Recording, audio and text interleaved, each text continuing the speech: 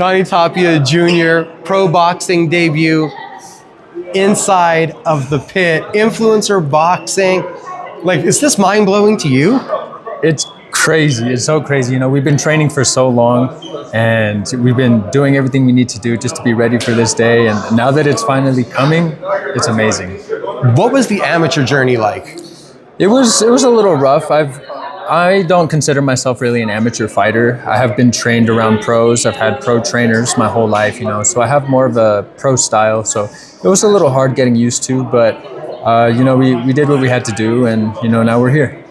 So what is it about your style that you felt is conducive more to that pro atmosphere? It's the way that I have been trained, but it's also the way that I attack the sport as well. I feel like, you know, amateurs, you know, it's just the pitter patter, just getting those punches out there. And, you know, with pros, you know, you have to cut the ring, you have to ring generalship, you have to do everything you need to do to score your points, you know? Not discounting amateurs, but, you know, I think pro is where I belong. I asked you during the press conference, and we got to expect when you walk into the gym and it's Jonny Tapia Jr., there's expectations, there's pressures, and I'm guessing that sparring partners are trying to take it harder on you. Yeah, most definitely. We are very selective with who we spar, but we have most definitely had sparring partners try to take our heads off and try to knock us out, you know, because they want the glory. You know, I knocked out Johnny Tapia's son. Yeah, that cloud be big, right? Yeah. Oh yeah, most definitely.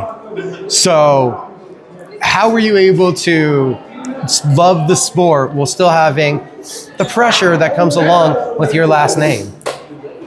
I think they're two different things. I'm able to separate them both. You know, I'm very focused, and when I'm training, I don't allow anything to mess up my training or where I need to be. But as far as like the Tapia name in and of the training, it's a little hard at times. You know, I never knew like how big my dad was on the scale that he is, and you know, growing up and seeing how much people like love him and how much people have watched him and you know have followed his career all throughout the sport, like it's insane. So it gets to me a little bit, but you know what, like I said, I'm my own fighter and I'm my own person, and I'm not my dad, and I'm gonna go do what I need to do. Even with that, people are gonna ask, do you have any similarities in the ring? Does your brother have any similarities in the ring to your father? I think we're coming to our own. I think like as far as traits of my dad that I have, I'm more of a counter puncher. I'm fast, I'm slippery. Nico took the you know, the heavier puncher like my dad. You know, my dad's hooks were crazy, my dad's jabs were crazy. I think Nico took that from him as well. I brought up love of the sport of boxing. When did you know you were in love with this?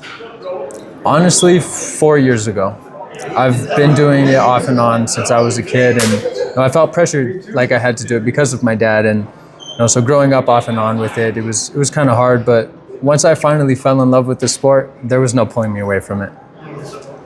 Do you understand, with how mind-blowing this is, do you understand like how special it's going to be to make that walk this arena for your pro debut? Like, that's freaking wow. It's going to be crazy. Like, I don't know. I think I had told, I forgot his name, but he was the one asking us questions on the stand. Oh, Greaser? Yeah. I was talking to him, and he had asked, and I had like teared up because I think like walking down the hall, you know, going to the ring, like I just wish my dad could be right there, you know? Like the journey is just beginning. Jonny Tapia Jr., thank you for the time, sir. Thank you.